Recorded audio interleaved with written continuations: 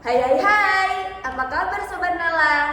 Senang sekali rasanya aku dapat menemani Sobat Nala di Besabe berbicara bersama Selda. Nah, untuk teman-teman yang baru mendengarkan Besabe, salam kenal ya. Aku Kairana Asyifa dari kelas 12 IPS SMA Negeri Taruna Nala, Jawa Timur. Pada episode kali ini, aku akan mengajak Sobat Nala untuk menjelajah ke dalam labirin cerita, karakter, dan emosi yang diciptakan oleh novel-novel luar biasa. Makanya untuk lebih lengkapnya, jangan lupa dengarkan podcast Besabe sampai habis. Nah Sobat Nala, kali ini Selda nggak sendirian loh. Ya, ini ada bintang tamu yang Besabe khusus siapkan agar dapat bersama-sama membahas novel pada episode kali ini. Ya, ini di sini saya bersama dengan The Angel Princessia Cahaya Putri atau yang biasa dipanggil Angel.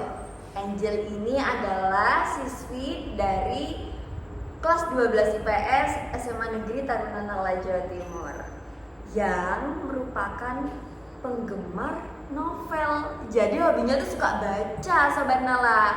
Oke, biar lebih lengkapnya kita tanya-tanya langsung yuk. Hai Angel. Hai teman-teman Sobat Nala, bertemu dengan saya Angel di sini. Terima kasih untuk Selda telah mengundang saya. Iya, oke. Di sini pasti teman-teman Sobat Nala di rumah kepo nih Angel. Selain Angel suka baca, Angel suka apa lagi nih? Jadi buat yang pengen tahu hobi aku nih, aku adalah tipe anak yang suka hobi yang tenang begitu. Jadi aku tuh suka membaca, berenang. Tapi ada satu hobi yang aku kecualikan nih, yaitu adalah menari. Jadi kan kalau misalnya hobi-hobi aku lain itu butuh kesendirian, butuh ketenangan. Tapi kalau misalnya menari, aku nggak bisa nih nari sendiri. Oh gitu ya. Nih teman-teman Sobat Nala, setelah kita mengulik hobi Angel, bisa dibuat referensi nih buat sobat-sobat Nala di rumah. Mungkin yang misalkan hobinya cuma ngedrakor, hobinya cuma makan, bisa nambah belajar nari, belajar berenang ya Angel ya. Oke, mungkin kita langsung aja ya ke topik episode kali ini, yaitu novel. Di sini Angel mau membahas novel apa nih Angel?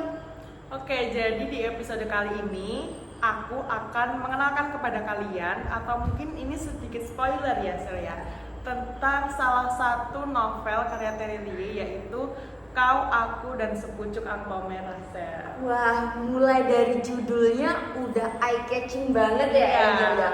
Sepucuk Angpau Merah. Padahal di dunia-dunia luar sepucuk itu pasti seperti sekertas gitu ya, tapi ini angpau merah. Oke, kalau gitu boleh dong Angel spill ceritanya gimana, atau spill alur ceritanya itu seperti apa gitu. Jadi kisah ini diawali dengan sedikit flashback dari tokoh utama laki-laki yang yang awalnya adalah keluarga biasa-biasa saja, Sel. Jadi mereka ini adalah keluarga sederhana yang tinggal di daerah perairan Kalimantan, seperti itu, dengan pekerjaan ayahnya sebagai nelayan pastinya. Pada suatu hari ayahnya ini dapat musibah, Sel. Tiba-tiba itu kesengat sama ubur-ubur. Akhirnya ayah ini dibawalah ke rumah sakit, tapi takdir berkata lain, akhirnya ayah dari tokoh utama ini tidak bisa diselamatkan. Oh gitu. Semenjak kejadian itu, ayah ini seperti menitipkan pesan sepertinya kepada anaknya bahwa tidak boleh mendekati perairan lagi, tidak boleh meneruskan pekerjaan ayahnya. Setelah lama kemudian, sepertinya 12 tahun kemudian, itu tokoh utama ini sudah dewasa ya sepertinya. Jadi dia sudah mulai bingung mau bekerja di mana karena dia harus menghidupi ibunya sendirian. Gitu ya. Jadi tulang punggung ya Mbak. Iya, Angel benar ya. sekali. Dia Iya. akhirnya jadi tulang punggung keluarga. Setelah banyak sekali kerja serabutan yang dia coba, salah satu tetangganya itu bilang, kenapa kamu kok nggak narik sepit aja? Jadi sepit itu seperti perahu kecil ya untuk mengangkut penumpang. Jadi itu adalah transportasi air pada zaman itu. Oh gitu ya Mbak. Tapi awalnya anak ini menolak karena teringat oleh pesan ayahnya. Tapi kalau misalnya dia nggak kerja, dia mau menghidupi ibunya dari mana lagi gitu. Akhirnya dia menarik sepit, lalu pada suatu hari ia menemui satu gadis cantik. Wah. Jadi cerita ini dimulai. Oh gitu, ini jadi ceritanya dimulai dari ketemu gadis cantik ini ya. Di Angel ya? sepit Oh, loh. gitu ya. Iya kan. Oke.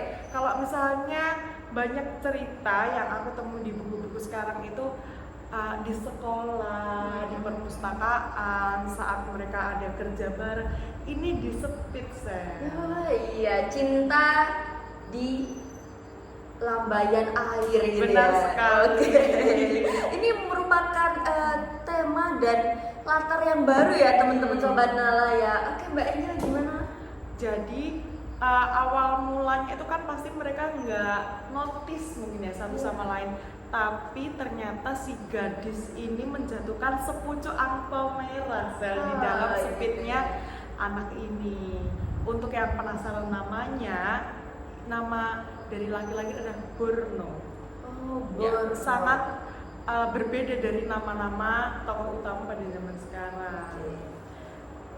Setelah si Borno menemukan sepucuk angpau merah itu, ia akhirnya mencari-cari siapa pemilik dari sepucuk angpau merah ini, dan ternyata itu adalah milik gadis yang sebenarnya ia juga mencuri-curi perhatian darinya. Gitu. Lalu kisah ini dimulai. Tapi tidak sampai dari situ, Zelda. Banyak sekali kejutan di akhir cerita saat mereka akhirnya sudah mengenal satu sama lain. Seperti sudah istilahnya kayak ya orang PDKT gitu. Oh iya. Ternyata banyak sekali kejutan di belakangnya saat akhirnya si Borno membuka sepucuk angpau merah itu yang ia simpan selama mereka berkenalan, namun belum ia kasihkan ke perempuan ini. Ternyata ada rahasia yang cukup besar, namun apakah itu akan mengubah perasaan Borno ke gadis ini? Kalian harus baca sendiri. Oh gitu ya. Jadi dari awal ceritanya dimulai dari si bapak Borno ini sakit. Aku tuh cukup kaget, sakitnya tersengat ubur-ubur. Tiba-tiba terpintas ubur-ubur di kepala aku tuh ubur-ubur SpongeBob. Iya benar sekali. Oke, setelah disengat ubur-ubur, tapi yang seperti kita tahu sebenarnya ubur-ubur itu kan frekuensinya nggak setinggi itu ya. Kalau misalkan sampai dibikin meninggal, menurutku udah lumayan ceritanya menarik nih sepertinya. Terus juga cerita dari Speed ya. Iya, Speed juga merupakan kata baru bagi aku. Mungkin bagi teman-teman Sobat Nala juga kata baru ya. Itu merupakan suatu eye catching di novel kali ini. Oke, untuk mengulik lebih dalam lagi, kita ajukan ke pertanyaan selanjutnya ya, Angel ya. Nah, Angel, apa yang membuat tokoh utama dalam novel ini atau Borneo begitu menarik, dan bagaimana perjalanan karakter Borno memengaruhi alur cerita? Ya, jadi yang seperti udah aku spill sebelumnya, nama dari tokoh utama ini aja udah menarik, Sen. Kalau misalnya kita nemuin nama-nama yang menurut aku tuh Sanskerta banget gitu ya. Ini namanya diambil dari salah satu pulau di Indonesia, Borneo, tapi diubah jadi Borneo, ya mirip-mirip sedikit lah ya. Tapi kan kayak menurut aku ini adalah nama yang baru yang aku temuin di novel-novel gitu.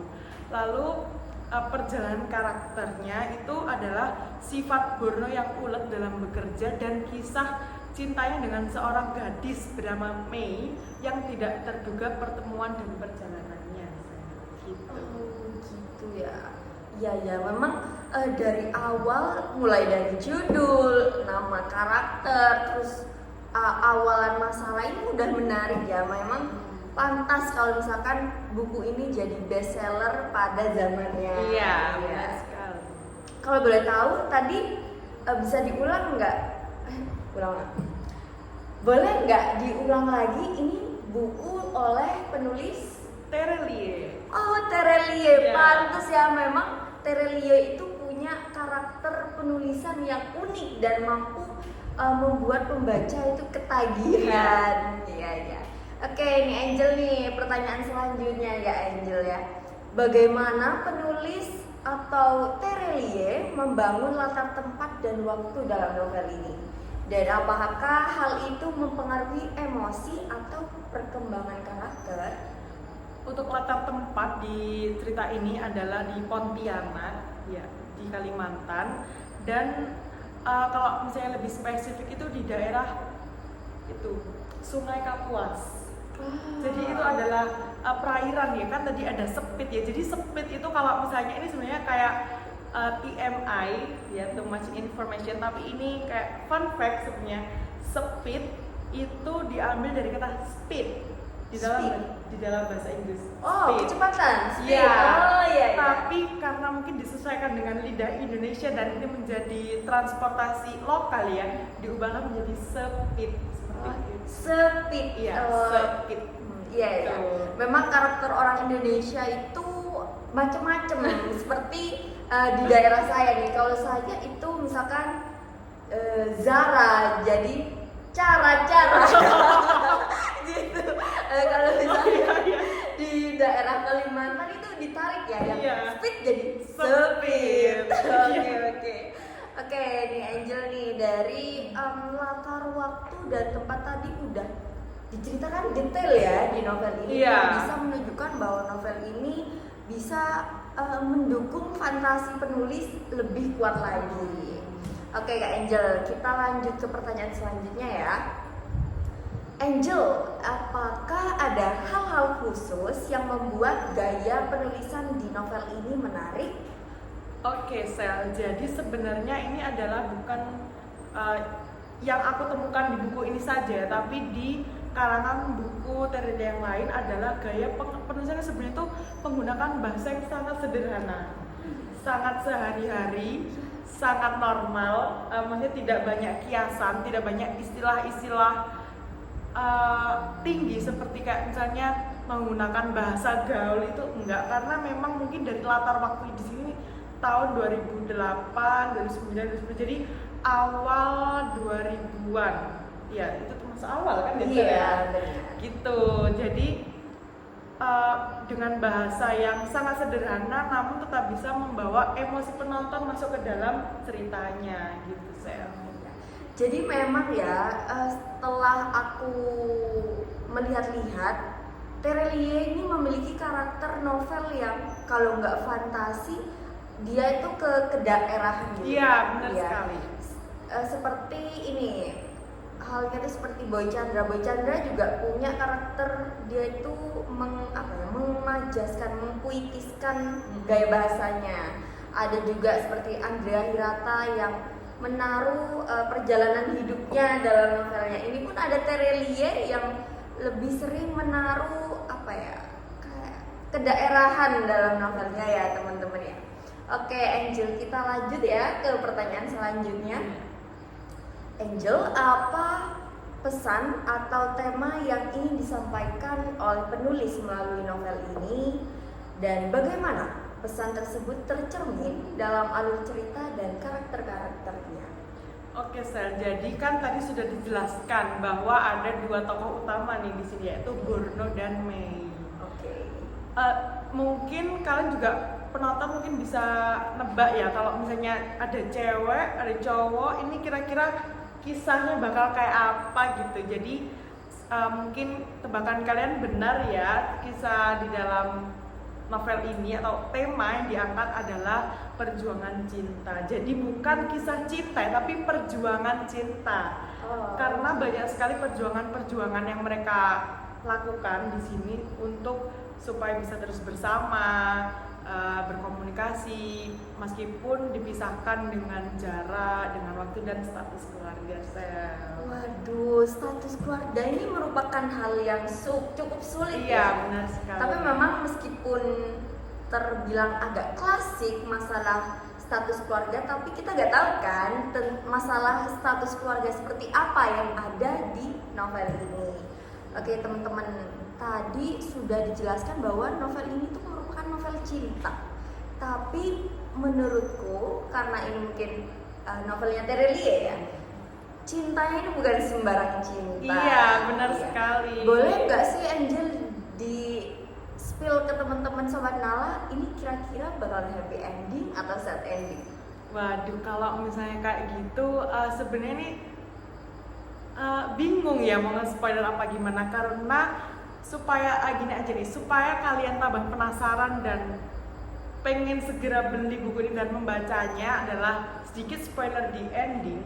Si Mei ini tiba-tiba meninggalkan Borno, Sel. Oh my god. Dia tiba-tiba Sakit itu sekali. menghilang dari Borno. Sebenarnya bukan menghilang sih, pamitan, tapi nggak kembali, Sel. Setelah itu waktu Borno akhirnya kan ya namanya cowok khawatir ya, Sel ya. Bertemulah dia dengan salah satu pembantu di rumah Mei yang ada di daerah itu. Lalu Bibi ini mengatakan bahwa Mei sudah sakit selama berapa bulan? 3 bulan kayaknya. Jadi dia tuh udah sakit lumayan lama tanpa Borno ketahui. Lalu Bibi itu menanyakan, apakah kamu masih menyimpan angpau merah yang Borno temukan pada waktu mereka pertama kali ketemu? Dan Bibi itu mengatakan bahwa Borno harus membacanya. Waktu akhirnya Borno ini bergegas pulang, membuka angpau itu, membacanya dan menemukan fakta yang sangat mengejutkan.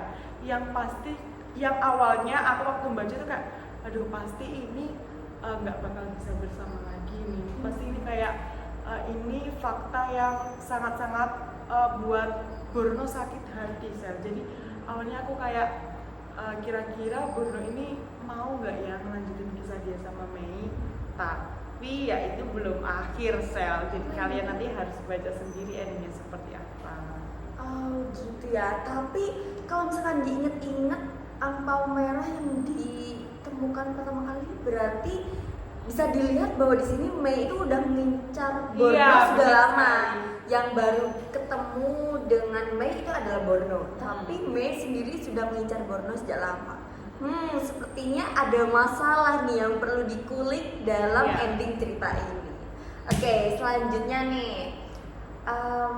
apakah ada plot twist yang mengejutkan bagi Angel dalam novel ini, dan bagaimana hal itu mempengaruhi keseluruhan cerita? Apakah plot twist yang tadi diceritakan atau ada plot twist lagi? Iya, jadi plot twist pertama adalah saat Borno membuka angpau merah. Tapi yang paling aku kagetin juga adalah mungkin ini boleh spill lah ya. Jadi seperti yang udah aku ceritakan di awal tadi, bahwa ayah Borno itu meninggal saat ia masih kecil, dan itu meninggalnya keputusan meninggal itu saat sudah di rumah sakit. Saat ia terduduk sedih karena mendengar kabar duka bahwa ayah meninggal, ada satu gadis yang menatapnya, Sel. Menatapnya dengan tatapan kosong. Kalau misalnya anak kecil itu mungkin belum terlihat dari mata iba karena sedih ya, tapi Borno mengingat bahwa ada gadis kecil yang seumuran dengannya itu menatapnya, lalu tapi di belakangnya itu masih ada keluarganya juga, Sel. Dan ternyata gadis itu adalah Mei. Jadi Mei sudah mengenal Borno sebelum ia naik speed Borno, Sel. Seperti itu. Wah, pantes. Tadi kan seperti yang aku bilang ya Sobat Nala ya, kalau sepertinya Mei ini udah mengincar Borno sejak lama. Ternyata memang awal mula Borno dan Mei ketemu itu bukan di speed, tapi di rumah sakit. Oke. Dari rumah sakit tadi emang plot twistnya apa lagi sih Angel, kalau boleh tahu? Karena kan mereka ketemu pas waktu masih kecil. Lalu apa sih yang terjadi sampai Mei itu mencari Borno hingga ke Sepit? Jadi setelah kejadian di rumah sakit ini sekarang kita ngomongin dari cerita Mei ya. Jadi kita beralih dari cerita Borno ke cerita Mei. Itu setelah kejadian di rumah sakit itu, Mei yang awalnya keluarga itu juga keluarga yang bahagia, keluarga yang bukan keluarga sederhana ya. Kalau misalnya Borno itu kan dari keluarga yang sederhana, tapi kalau Mei ini adalah keluarga yang berada, meskipun berada, mereka adalah keluarga yang sangat bahagia, yang ayah ibunya itu menyayangi anaknya, tapi setelah kejadian rumah sakit itu ibunya seperti depresi gitu, kayak tiba-tiba marah, tiba-tiba sedih. Akhirnya Mei kehilangan sosok ibu yang selama ini ia rasakan kasih sayangnya. Setelah 3 tahun ibunya mengalami depresi itu, akhirnya meninggallah ibu Mei ini. Saat sudah besar, Mei akhirnya mengetahui fakta bahwa penyebab depresi ibunya itu adalah kejadian di rumah sakit beberapa tahun yang lalu, Sel. Ternyata ibunya ini yang seorang dokter adalah dokter yang menangani donor jantung. Jadi jantung bapaknya Borno ini didonorkan ke ayahnya Mei untuk sebagai seperti prestasi seorang dokter, yaitu adalah ibunya Mei ini. Ya, jadi Mei yang menganggap belum tahu apa-apa, ini dia mengetahui fakta bahwa ternyata sebenarnya itu pada saat itu ayah Borno ini bisa diselamatkan, tapi karena ibunya memiliki ambisi untuk menawarkan prestasi yang baru, mungkin ya ia melakukan donor jantung, dan donor jantungnya itu adalah dari ayah Borno dipindahkan ke ayahnya Mei, seperti itu. Jadi Mei itu seperti merasa bersalah gitu. Jadi ia tulislah ke dalam angpau merah itu, sepucuk angpau merah yang ditinggalkan di Sepit Borno. Mungkin gini ya, awal ceritanya itu Mei itu ingin meminta maaf, makanya menemui Borno di Sepit, tapi karena Borno pada saat itu tidak langsung membaca angpaunya, mereka menjadi ini kisah cinta antara Borno dan Mei. Tapi sangat mengagetkan ya teman-teman ya, bahwa asal mula dari pertemuan itu adalah Ibu Mei yang mengambil jantung Bapak Borno, padahal yang seperti tadi kita bahas ya, kalau misalkan tersengat ubur-ubur itu tidak seberbahaya itu seharusnya sampai meninggal, tapi karena memang malpraktik dari Ibu Mei, makanya jantung Bapak Borno diambil lalu didonorkan ke bapaknya Mei. Kasihan Bapak Borno. Oke, setelah kita ngulik-ngulik hampir keseluruhan ya dari isi novel ini, boleh nggak Mbak Angel, dari sisi Angel sendiri, apa sih pesan atau amanat yang bisa kita ambil dari novel ini? Jadi kalau misalnya dilihat dari segi karakter utamanya nih, ini Borno ini adalah seorang lelaki yang sangat optimis. Dia itu kan banyak sekali melewati kerja serabutan ya awalnya. Waktu sebelum ia memutuskan untuk menarik Sepit, dia adalah laki-laki yang cerdas sebenarnya. Dia itu gampang menangkap hal yang baru, gampang beradaptasi, lalu dia itu pekerja keras. Selain itu di dalam hubungan mereka itu percaya satu sama lain. Jadi setelah Borno membaca surat itu, Borno mengambil keputusan yang membuat penonton akhirnya bisa merasa tenang karena sudah membaca novel setebal itu tapi tidak merasa dikecewakan oleh endingnya gitu. Lalu Borno ini adalah orang yang teguh pada pendiriannya. Jadi meskipun ia sudah mengetahui fakta yang cukup menyakitkan, ia tetap mengambil keputusan yang itu bisa kalian lihat, baca sendiri nanti ya, supaya tidak terlalu ke-spill dan kalian tetap merasakan penasaran saat membaca novel itu. Pokoknya kalian gak akan rugi deh nonton. Ya, dari novel ini juga kita bisa lihat ya bahwa amanatnya juga ada di cerita ibunya Mei. Iya. Bahwa kita jangan terlalu serakah akan sesuatu karena kita dapat menyesalinya di kemudian hari. Lalu kita juga bisa melihat alur dalam cerita ini ternyata maju mundur gitu ya, yang membuat mungkin sekilas agak berpikir tapi bisa dibuat asik kalau kita tenggelam di dalamnya. Oke, Angel, nih pertanyaan terakhir nih mengenai novel ini. Bagaimana sih keseluruhan kesan Angel terhadap novel ini? Apakah ada aspek yang benar-benar menonjol atau membedakan dari novel lain yang ada di novel Terelie ini? Jadi setelah membaca buku ini, yang satu jawaban yang pasti adalah aku sangat suka banget saya membaca novel ini karena di antara banyak sekali kisah cinta klise pada saat sekarang, novel ini adalah novel cinta yang enggak muluk-muluk gitu saya bahasnya, kayak sangat berbeda, dimulai dari latarnya, pertemuan mereka berdua, lalu plot twist di akhirnya itu sangat berbeda dari novel-novel yang lain yang biasanya tuh anak SMA, lalu pekerja kantor seperti ya kalian pasti juga udah banyak menemui kisah yang di novel-novel kisah cinta klise seperti itu ya, tapi kisah cinta di dalam novel ini sangatlah berbeda dari buku-buku lain, jadi sangat menambah referensi kepada pembaca untuk menambahkan buku ini ke dalam checklist buku favoritnya. Ya, nah Sobat Nala, bisa didengarkan tadi dari penjelasan Angel mulai dari plotnya, tokohnya, terus juga latarnya dari novel itu sangat menarik. Oke Sobat Nala, mungkin cukup sekian episode yang kami berikan kali ini. Dari episode ini kami harap teman-teman dapat mengambil banyak pelajaran, dapat menikmati juga cerita novelnya, dan juga bisa memotivasi teman-teman untuk meningkatkan literasi. Apalagi kan seperti yang kita tahu, teman-teman Sobat Nala ini pastinya banyak yang remaja ya. Jadi untuk menumbuhkan rasa cinta membaca mungkin bisa dimulai dari membaca novel.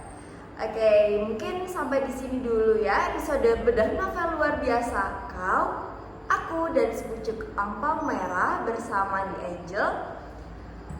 Nah, untuk Sobat Nala yang ingin mengirimkan requestan atau kritik mengenai podcast ini, bisa menghubungi email kami di besabesel@gmail.com. Jangan lupa teman-teman terus dengarkan Besabe berbicara bersama Selda hanya di Semantar Nala. Sampai jumpa Sobat Nala.